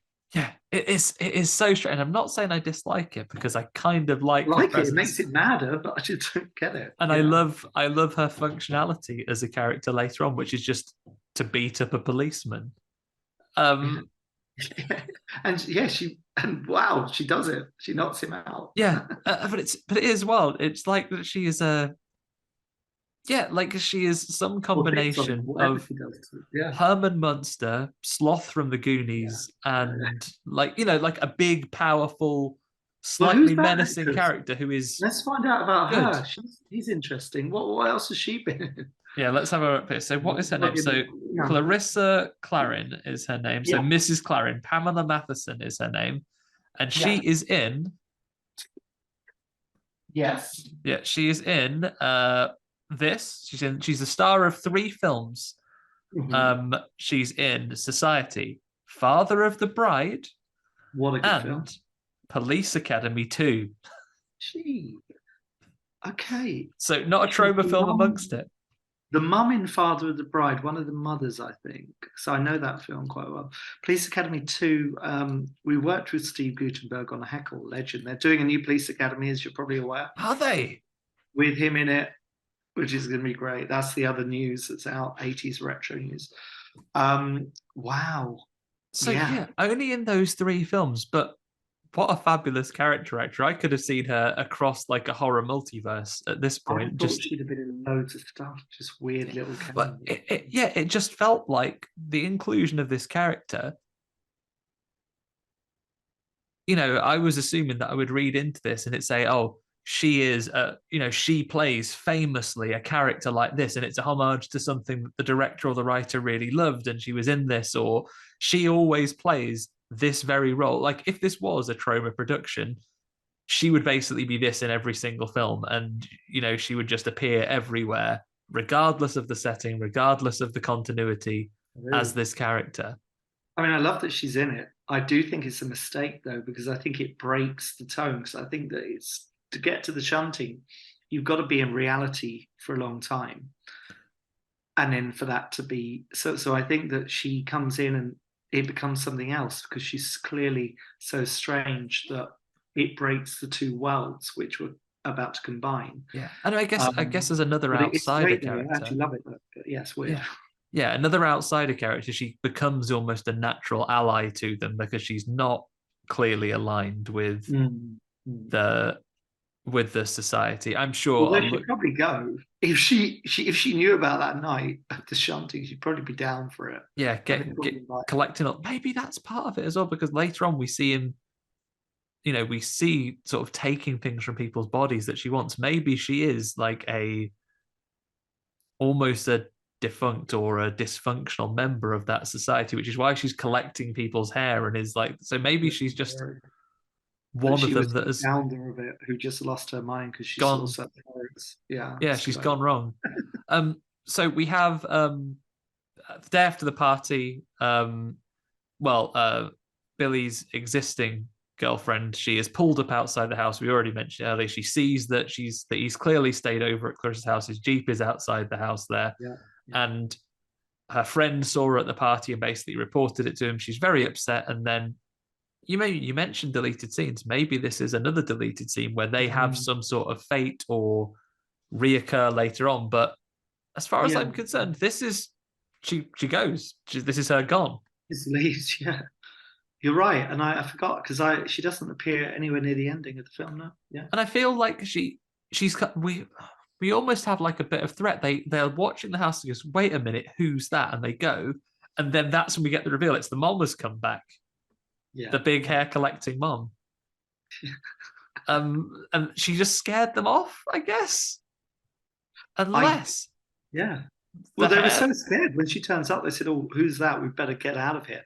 Seemed like a little bit of an overreaction to what is clearly just a slightly ill older lady. But they got out of there fast. Unless the takeaway meant to have that, because it is very strange that the mother comes in and then coughs up some hair that she gives to Bill. Maybe you're right. Maybe she was the founding member of society. They knew that. They said, let's get out of here because this mad woman is behind the whole thing. Either that or quick, get your time codes back up. Is it blonde hair that could be the girlfriend that she sticks up? Has she eaten them? Has she shunted them and just very quickly and is that interesting? Regurgitating their hair. I'm going to have to hit the video essays on this afterwards. Yeah, send in your theories, everyone listening. What is the deal with Clarissa's mom in this film? There's a comic book, Andy, with the DVD that came out from Arrow that expands on the mythology of the shunting. Oh, I've got it somewhere. Have I still got that? It's really good. There's a whole comic about this film, and it expands on all the mythology. See, we're going to have to expand this, and if the full explanation for Clarissa's mother doesn't exist, then we can pitch to them another one that needs to be answered once and for all: the further adventures of Clarissa's mom. All this has happened. The previous girlfriend has noped her way out of the film. We go now to the former boyfriend's funeral, and we he goes there, and they begin to suspect Milo, his friend. So that isn't the nerd. So Milo is just his mate, and they discover this guy might be a fake because he has a little beauty spot on his cheek, and they go to touch it, and the face just collapses in like plaster of Paris. Yeah, it's pretty grim, and he has lipstick on as well. I don't quite know what they've done with that fake version of him, but they kind of allude to the fact that, oh, maybe they had to do lots of reconstructive surgery because the car was a complete wreck. But at that point, this is when the actual nerd, Martin, who is his rival for the presidency, he turns up and goes, no, there's actually something going on. And again, for the second time in this movie, they make a mistake. You just tell me now, actually. Like, we're in quite a secluded space. We're at a funeral. Just whisper to me what's going on. He goes, no, meet me at the quarry at midnight. Yeah. And you think, oh, he's going to kill him there then? Or this is a setup, you think, on that, when they do that. But he goes to meet him and finds him basically in his car, throat slit, menacing policeman turns up again. Well, he runs back to Clarissa's house and says, you've got to come. Martin has had his throat slashed. He goes, oh, I hope he hasn't made a mess. Because she's very flippant with these things. And obviously we know that she knows what's going on at this point. But she's very loyal, though. She turns up in the middle of the night, and that's a very Hammer horror forest suddenly, with lots of smoke in it. Again, a bit like The Mum. There's just a few moments in this film where it goes into being something else. But yeah, that bit goes on for quite a while. It's quite a strange part of the film, that. Yeah, and the policeman's there and is menacing, and he says, look, next time we meet, we're going to have a problem. Yeah, he's even nastier, that one. He basically confirms, like, next time we meet, regardless of the circumstances, I'm going to be trying to get you. I'm going to turn you inside out, boy. The body is gone. There is no evidence this guy has been killed. And then the fact, when he tries to tell everyone at school, and at this point things are getting creepier, he tells his parents, who are kind of sitting in lingerie on the bed with his sister, who are having a lovely time. Yeah, that is the most insane moment. Is this where he calls his dad a butthead? I think he's seeds that, yeah. Yeah, he kind of said, oh, come and have a, they're sitting on the bed, like, grooming his sister and saying, having a lovely time. What's that? Do you want to, aren't you a strapping young man? Do you want to, she's like, no, gross. Don't you talk to your mother like that? And he goes, oh, I'll talk to her how I want. Oh, that was it. It's just, oh, I ain't fucking doing this. That's fucking disgusting. Don't use the F word to your mother. He goes, all right, butthead. It was like, even ruder. But that's another great character moment from the dad when he has gone too far, apparently. The dad, the way he moves towards the door as though to attack him, this undercurrent of venom and violence. Just watch how that actor does that as he moves him towards the door. Bloody genius. And it's almost like you are approaching the person, but you almost feel like he's going to reach past and just get between him and the door. It's very, like you say, very, very good movement on that sense. Moment, yeah. He goes back to the school the next day, and he tries to warn everyone at school. We're really escalating and coming unraveled at this point. He goes back to try and warn everyone at the school, and he goes, Martin's not going to be here because he's dead and they've covered it up. And then he turns up and goes, what are you talking about? I had car trouble. Yeah, that's a crazy moment. He references his neck with the cut and everything, because I got a bit confused. I thought Martin was genuinely trying to help him, and then I wasn't quite sure what that was all about. But I guess Martin did that just to make him look bad. Yeah, or I don't know. I was getting, because at this point, again, not knowing the ending, I was getting Body Snatchers vibes in this one. Can they? Yeah, it looked like they'd taken him over. Yeah. Or can they take people over? Or can they replace them? Like, can you get rid of a normal person and then just replace them with? These people can change their shapes, can't they? So it had that kind of vibe, very much like when even Bill comes out of the hospital. We'll get onto this later. He seems like a completely different person. Yeah, I thought that he'd been replaced, and then we were going to have two like original and copy Bill at some point. We don't get that, but me too, because he's so different in that moment. But yeah. So, I mean, that comes up pretty soon. So he runs back, confronts family again, and he's basically planning to kill his family, right? He's waiting for them to come in with a knife, a bit like the knife he had at the beginning of the film, but he's... Dream becomes the scene. Yeah, that's smart for the structure. Yeah. So he's there, he has a knife, he's getting ready for his mom and dad to come in, and as they step in, he gets caught by a couple of people. Oh no, this is when he talks to them and they inject him. The bit with the knife comes a bit later when they're with the dog catching equipment. But that's later, isn't it? That's a crazy thing with the dog catching thing. You know, they take him to the hospital, don't they now? Yeah, they take him to the hospital and he's there. Milo follows them to the hospital and they say, "Oh no, he's dead. What are you talking about? He died, I'm afraid." It's like, what the fuck? The hospital is one of my favorite bits because when he's in that bed, it's always quite creepy. If you're on drugs in a hospital, I'm thinking back to when I was a kid. I hate hospitals generally. I hate them. They're really scary. But when he sees all those shadows behind that curtain moving someone's body out, I'm not quite sure whose body that is, but just that sinister hospital moment of silhouettes behind that curtain. I think that's one of the best bits of the film. Is a really creepy bit. And he can't get there soon enough. And he pulls it down, but they're already all gone. You're like, was that in his head then? What were they there? But whose body do you think they were taking out? Is that his mate who turns up at the shunting later? Yes. My first suspicion was, have they got Milo? Have they got Milo? And then I had a moment where I thought, later, before the friend who has had his death faked comes back in, then I also thought, like, is this where we're going to see two Bills? So was the word, like, my thought was, is the version that's woken up in the hospital, is that the one and he's been copied? Or is that actually the copy, but he doesn't know that he is a member of the society just yet and he's going to meet the original? I had no idea. That kind of vibe to it, that scene. Yeah. I thought there was going to be some doubling going on. Yeah, I do, but it's not. We get there, and then you're right. Bill, as he's almost... I had taken it that maybe things had gone wrong, or maybe he was on board with this all of a sudden. Maybe they'd done something to him in the hospital. But he walks out. Milo is fine. He's outside, and he goes, "This is a setup. Your car is even here. Why would they?" That is quite a confusing bit of the film. I don't quite know why they didn't just catch him then and they took him to the hospital. I'm not quite sure about all this bit.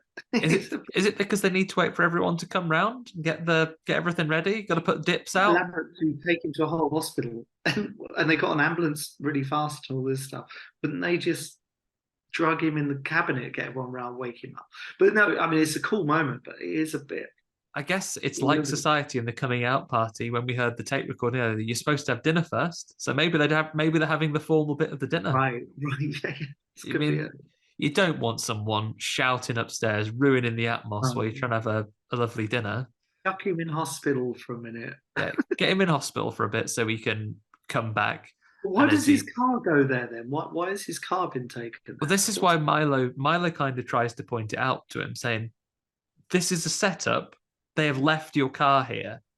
Yeah. They've left your car here. He first goes to Clarissa's house and goes, "What's going on with this?" And she goes, and Clarissa at this point says, "Don't go back to your mom and dad's." She tries to warn him as well. She says, "Don't go back," but he says he's going to. He drives off. Milo, he also says brilliantly, "What are you doing here?" She says, "Well, I live here." What's that mad moment? It's so good. He was there, but he goes back. Milo comes up with his own save the day plan. He gathers up Clarissa's mom and follows in their car to try and we'll see. He tries to rescue him. He arrives. He finds that it's a large formal party, and they this is when they get captured. He gets caught.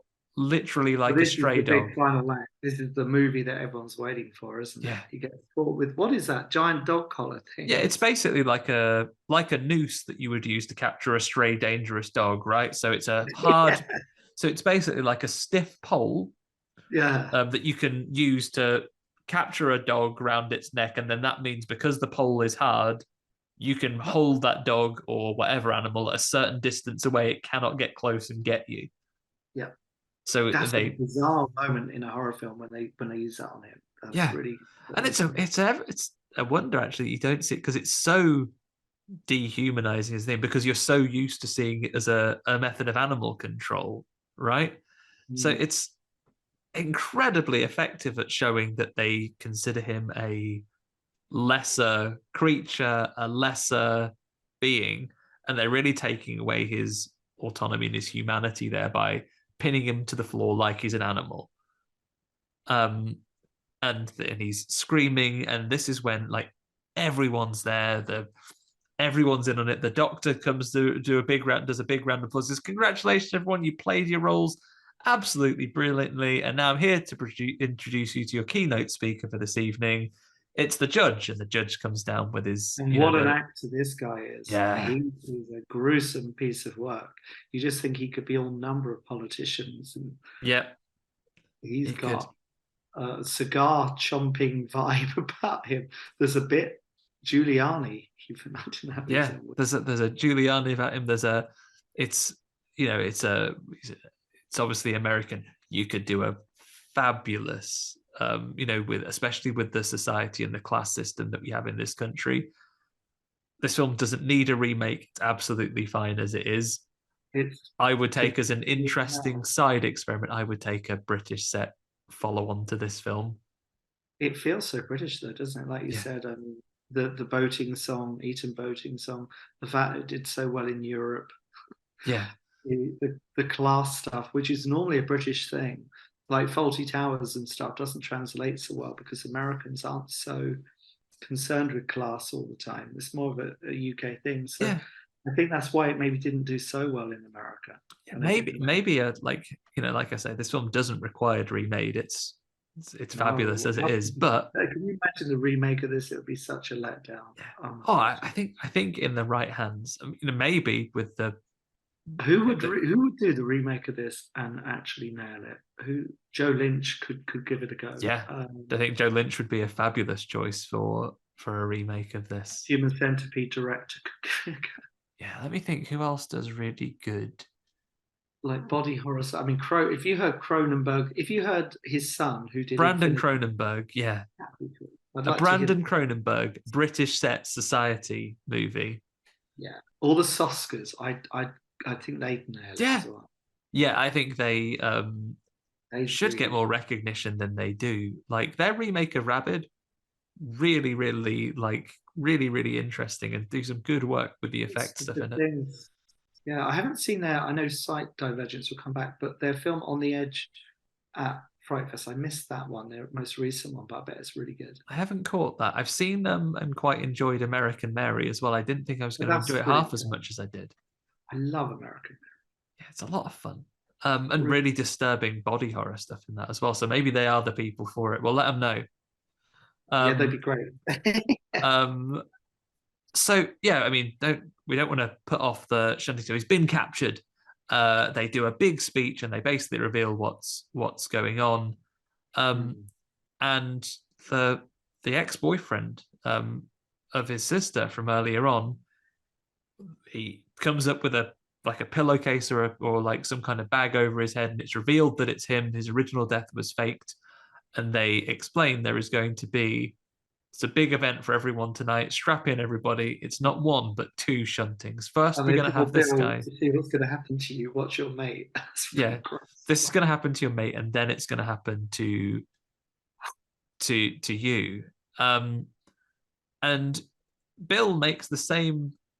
And I love this, how this isn't, it's never made entirely explicit as to what they are, which I really think leans really happily and really well into the metaphor of this movie. Mm-hmm. As soon as they talk about what's going to happen to him, and he goes, "Oh, you're not like us. You are an entirely different species to us." And Bill makes the Route 1 jump of this, where he goes, "You fucking space aliens, you piece of shit." He goes, "Oh no, we're not." That's right. Yeah. He says it twice. Yeah. Yeah, he goes, "You rotten space aliens," and he pointed, "No, And obviously, this is a leap that he can make because he's seen the unusual physiology. He's been witnessing the weird ways that people move and the way that people are perceived. Like he has seen this. So it doesn't take a big stretch for him to say, like, they aren't human. He knows what he is. And, I wouldn't have been surprised then. Like, again, I didn't know this was coming. If it had been that this was a human guy who was in a world of aliens and he was an experiment or an odd one out, or, the victim of an abduction, I wouldn't have been like, I would have been surprised, but I wouldn't have been like completely unrealistic, thrown out, doesn't fit with the rest of the movie. It would have made sense. A real Twilight Zone carpet pull ending. But they don't. For the service of the metaphor here, they kind of say, oh no, we are, we're not from space. We have been here as long as you have. We're just different. And I think they go so far as to saying, like, this is about society. This is about class. And, you can, I guess, and I'd love to hear what you think of this. Do you take from that they are actually a physically divergent race from humans on the planet, like the lizard people that you get, that people say the royal family are, and so on? That's what came to mind, this whole the queen's really a lizard. There is something, I haven't really thought about that too deeply. It's very key that when they're turning into hands and people being turned inside out, and they've got these sucky, it's like Salvador Dali inspired, inspired, Cronenberg inspired. You have to kind of pause that scene every 5 seconds actually to see what weirdness is going on and to just take it in, which is what viewers at the cinema must have done. They would have been like, what the fuck? It's almost like a brain overload because there's so many weird things going on at once. So I was trying to get a handle on it. I think that they are monsters to some degree, lizard people, whatever, higher. But I think it's an open question. I don't think it is explained at all. Yeah. And it's one of its big powers to not just write it off. We're like, there's that moment when there's like a, how do I explain it? Like an open sucky mouth thing with a hand sticking out of it, and they're pouring champagne into it to feed it drinks. Yeah. But these are clearly like it can be aliens. They're clearly monstrous, but the genesis of that, and that's why I want to find that comic book, the lore of that is fascinating, and you're not given it. You're not really given it at all. I'm gonna have to really seek this out and see if I can find a copy. Whether I have to find one or whether it's available digitally these days. So I'd see if we can find this. But so the all famous shunting begins, and the sister's ex-boyfriend is basically set upon by loads of these people of different different ages, different genders. I mean, notably leads into the metaphor of this film, all white characters that all set upon this young man, and basically it is semi-sexual, semi-violent, semi-cannibalistic. He clearly semi everything. It's just, I mean, my God, cannibalism for sure. Because he does appear to be consumed as part of it. And the best way I can describe it for someone who hasn't seen this and, may not go and see it, I mean, I would recommend you do, even if you just watch this scene. It's almost like if you were to have figures made of plasticine, and then you were playing action figures with them, and then you were to smush them together, or if you had your action figures and they were a bit melted, you'd put them in the microwave and they had, their structure had become unstable, so they can move, but as soon as you smash them together in this state, they become almost forever merged, and you see mouths linked to this man's flesh, and they're stretching away like they are one and the same now. They have been merged together. Brilliant visual effects. If you look at this very annoying, I think some of the VFX that come out now, you're in a movie, that it just doesn't work. I don't like them particularly. I think a lot of the visual effects and the brilliant screaming Mad George, who did Nightmare on Elm Street 4 and Reanimator, Bride of Reanimator for sure. I don't know if you did the first one, but that is so creative, so good. I think that's why we like these 80s movies and VHS movies so much. The care and attention that's gone into that. It really is. We called it rubber horror, rubber reality horror, Yeah. whatever at the time. And it is. It's far less uncanny than a digital thing that costs millions, right? It just works so much better. And it's sticky and gooey and nasty. Very Cronenberg. I'd say it's got links to things like The Fly and Dead Ringers, particularly. There's a dream sequence. Have you seen Dead Ringers, Andy? Do you know that one? You know, I'm aware of it, but I haven't seen it. Certainly not for really good. Memorable eras. Twins, both played by Jeremy Irons, great Jeremy Irons. And there's a dream sequence where they're connected to the woman that they're sleeping with in one very society-like moment where it feels like it could be something that's going on in that shunting room in a corner. My God, there's a moment in the shunting where the camera becomes, I'm colorblind, but I think it goes very red for a moment. Yeah, it's exceptionally red, this entire scene. And in that ditch, the guy with the cigar comes out, and a naked woman and a naked guy. And I guess they were eating someone down there. What were they doing down there? That is so screwed up. Yeah, and it is just like, it's an uninhibited, just a mass of bodies and flesh, and it's ooze and it's slimy, and these bodies all sort of become an amorphous blob. And again, there are things that would reference this later on. James Gunn's Slither, for example, where people just become like a mass of flesh, like a singular unit. Or take what? Nightmare on Elm Street 4, where the body's got all the pizza faces in it or whatever, pressing against Freddy's body. Definitely. Screaming Mad George again, doing the brilliant Japanese based visual. What are we calling it? The practical effects guy at the time was quite famous for his work there. Phenomenal stuff. And all these. What is that? And all these bodies are moved. Yeah, like I don't know where you can begin to storyboard or begin planning what this looks like, but he is basically ultimately killed. The judge character comes up and explains to him that this is what's going to happen, and basically, I mean, for the want of a more delicate term, shoves a fist up his ass and glove puppets the poor guy, right? Like he like gets his hand inside him, and his face, and like the fingers are coming out from his face, and the eyes are popping out, and people are eating them. It's so grim. When you look at a lot of modern horror, I think it becomes quite the same. A lot of it on Netflix, it plays it very safe. And where we said earlier, you know, Brian Yuzna wanted to really take things as far as they could go. I think I'm amazed that it's got like 40% of Rotten Tomatoes and stuff, not 70 or 80, because it's so creative. It's so out there. I just don't get that. Just the iconic visuals of this last scene. You'd think, even if the beginnings and the paranoia didn't carry you all that way, you'd think just the extremity of this final moment would really. So that alone, it should be 100%. Yeah, just for impact alone. So Blanchard, the ex-boyfriend, he is absolutely dead at this point. Clarissa, though, has already started. Like things are in motion to give Bill a chance to try and escape. Clarissa has already basically, like, you know, and the baddies kind of taunt her. Oh, have you started falling for this guy? Have you? You think there's something to it? But she basically lets the chain go. She's left holding the chain and pinning him down. She undoes him and says, "Go, escape."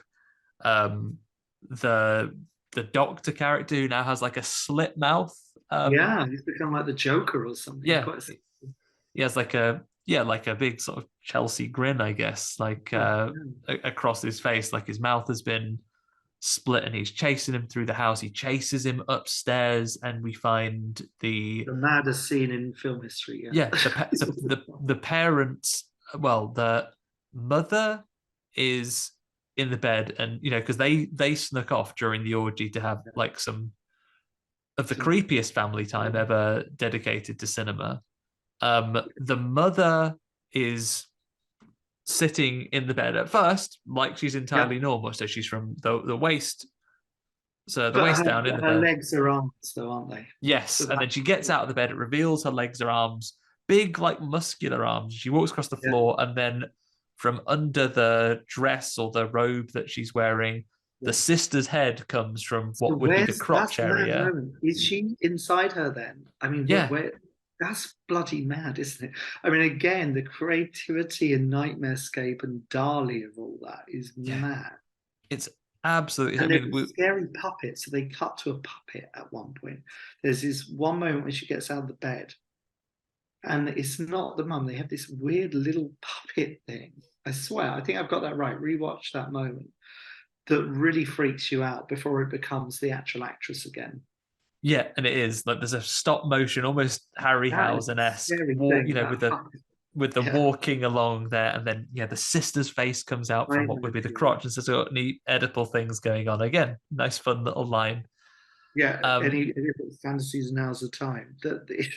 yeah, The writing is good here. yeah, it's funny. I love it when a horror film doesn't Yeah, mind being funny because stuff can be funny. Like people are funny in all kinds of situations. Throw that stuff in there, indeed. and then again, at first, I thought, are we going to see the dad amalgamated into this as well? But no, we see him. He's basically under a sheet, and he's just a big old butthead. Have you seen that ever before, that image, or was that I'd seen it. Yeah, I had seen it. Unfortunately, because it's a spoiled for great, me. crazy visual, and it's actually so funny that the film takes a moment away from the darkness just with that bit, not with the bit with the mum there. That's terrifying. I think with the dad, it's so cartoon Yeah, and crazy as a and he's visual. like blowing raspberries, and his face is where someone's arsehole would be, and he's Exactly. and he's blowing raspberries there, and he's laughing. He's having a whale of a time. So these creatures, What whether you is can, this film? The creativity levels here yeah, are jacked up to the max. and It's you mad. can look at how many of these things we are still seeing echoes of decades on. Like I would Mm. say, arguably, what 20 years after this was made. Oh, it's going to make me depressed. It's not that long ago, is it? Look at the Al Pacino, the Devil's Advocate, where he is, he the devil is sleeping with someone in bed, and he merges a mother and daughter together into one, That's right. Yeah. into one person. Mm. Look at Men from a couple of years ago, right? The sort of Yeah. body shifting and multiple entities within one individual body that Didn't appear love in that that as one well. at the end, but I know that divided people a lot. Yeah, You like that one?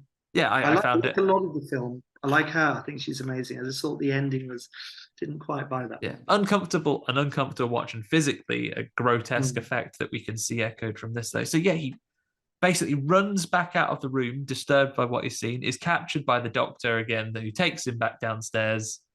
Um, the other guy, the ex-boyfriend, has been eaten all up by now. So now it's time for the second shunting, and this Ted character Mm. um, is basically the champion they've chosen. Um, Maybe because he's not tied down like the other guy was. There's some kind of showmanship about this. He's going to make him fight him. Mm. And he's completely outclassed. The guy has beyond human strength. He is like knocking him across a room. He's like picking him up by one hand and throwing him. Yeah. And it looks like it's over. Milo, however, has using his assistant, Clarissa's mom. She's got her to beat up the policeman, and he's hiding there in the policeman's uniform. And this guy is just, I feel like any plan that you walked into the house would be out of the window once you saw what actually was happening, unless you're going to rip See a him gas looking main off the around. wall. Yeah. You're out of your depth here. Yeah. So and then he is kind of set upon as well, but he's pushed towards the middle as well, and this and Bill is being like beaten quite badly, and Yeah. then it looks like it's coup de grace time. He goes in and he plants a kiss Yeah. on his lips, and we've seen this happening. I guess this, it's framed and it's positioned as it's going to be a kiss, but we've seen what's happened here. We assume that what happens is he's going to start absorbing him and sucking the nutrients out of him. And they even said it when the previous guy was being in, like, oh, this society's been like draining the shit out of poor suckers like you for generations and things, and they're gonna take him as well. But Bill has one final move up his sleeve, which is a classic nut punch, but the best one in history, where he basically reaches through this guy and pulls him inside out. It's disgusting. It's one of the most amazing out there effects ever. It's mad that somebody gets turned inside out in this film. He gets turned inside out. And then, I mean, it's played lower than this, because once they've defeated this champion, obviously there is a room full of these creatures. There is an entire house full, and there is basically Bill, Milo, and Clarissa, who has taken sides with them and is standing alongside them. There's the three of them against this entire house full of people. They could, and we've seen it happen previously, they could just fall upon these guys and tear them apart, right? They aren't action heroes. They're not superhumanly strong. They haven't gained any powers from this. They are vulnerable in this situation. But having defeated kind of their champion and turned him inside out, there isn't really a huge attempt to stop them. The dad character turns back up and says, "You won't get away with this." And I think Bill's final interaction was like, "Watch me." And he beats his dad up. He knocks him out against the wall. He just punches him and sends him away, which is, again, I guess, the guy who is his dad, who has raised him, and he's rejecting those things. And then they get in the car. There's valets outside parking people's cars. It's broad daylight, by the way, now. I'm not sure if it's become morning again. That went on all night, all that horror in the orgy. That was an all-night shunting. And then they drive away.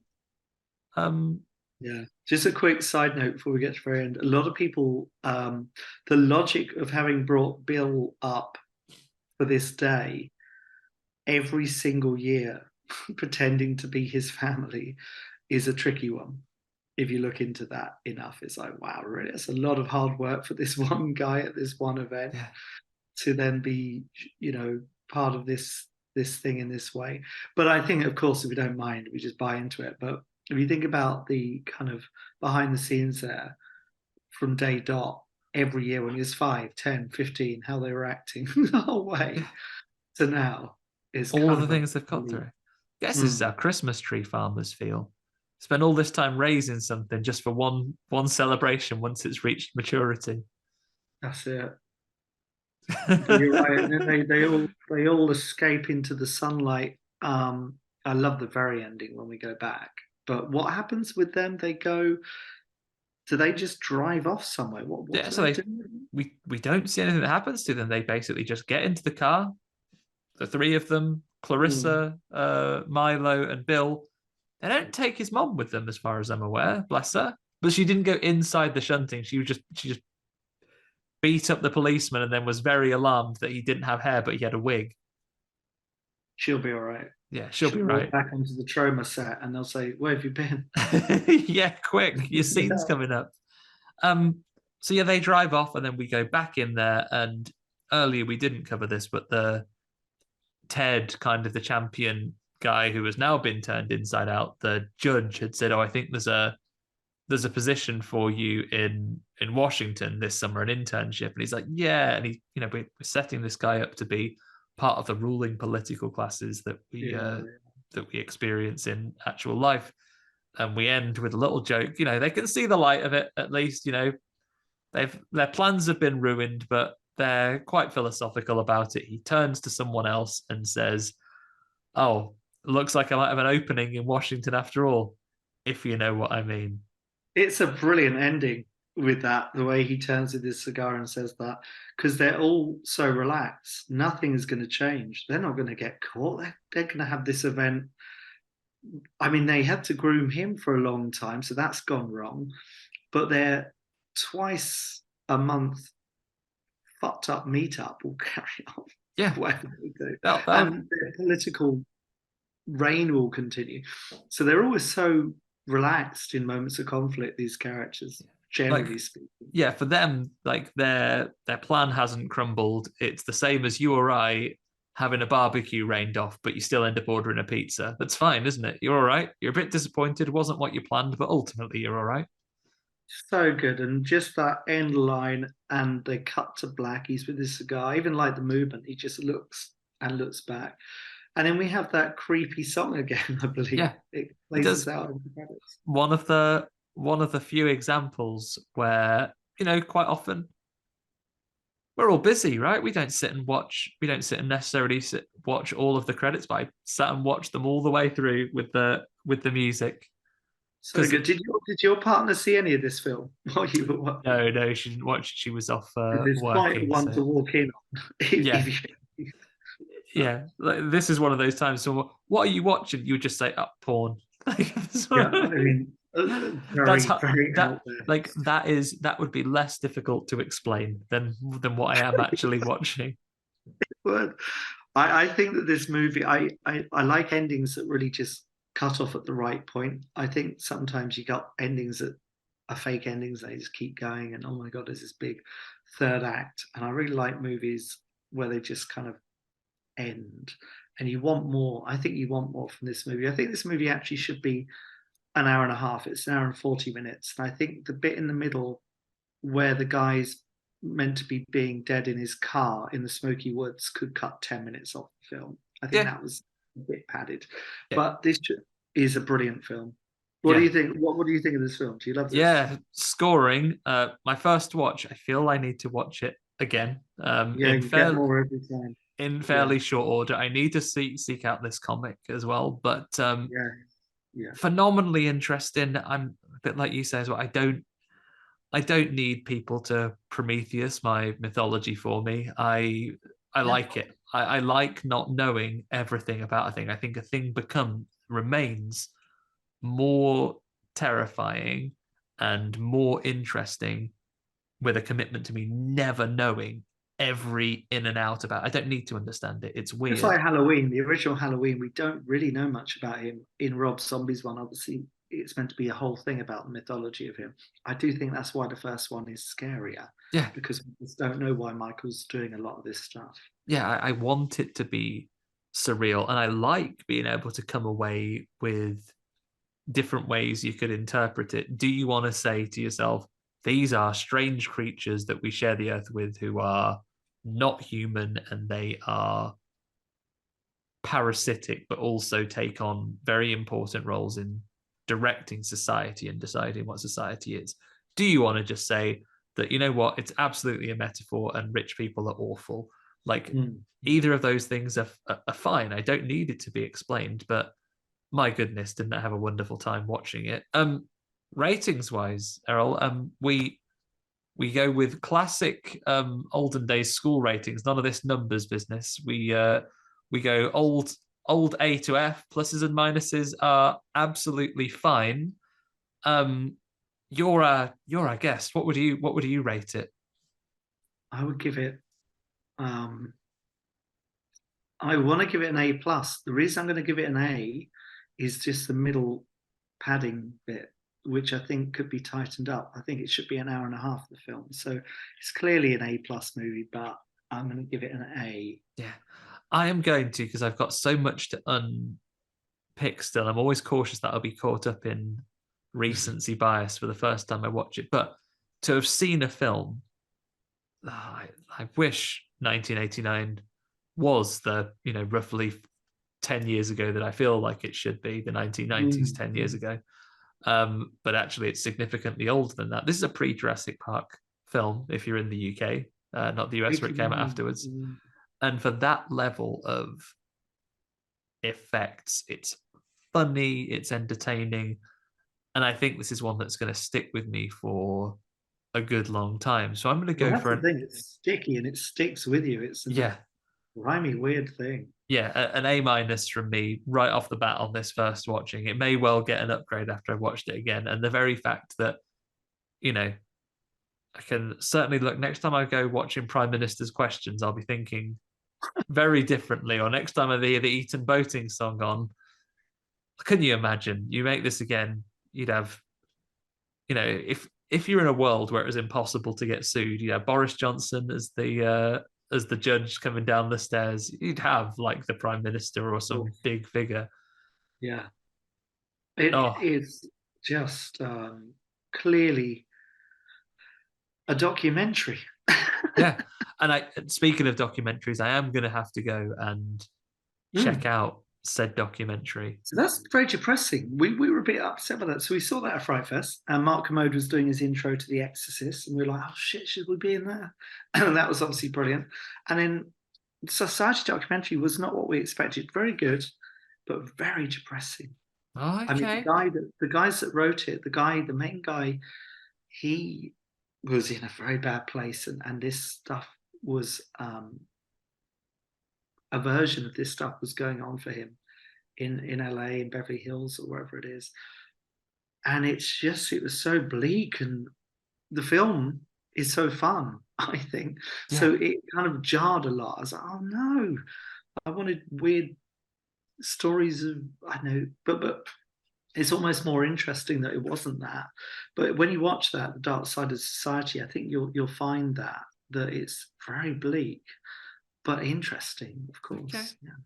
I am going to have to go and check that out. Oh, well, brilliant. What a lovely time. What an excellent film. I rewatched it. You go into real detail. I love it. Yeah. Like, I think what we like to do is really go through and touch on everything. So we've got chance, like we have messages from people that say, like, some people that follow along with us, they don't actually watch that many horror films based on the time they have, or just some people who find them a bit scary.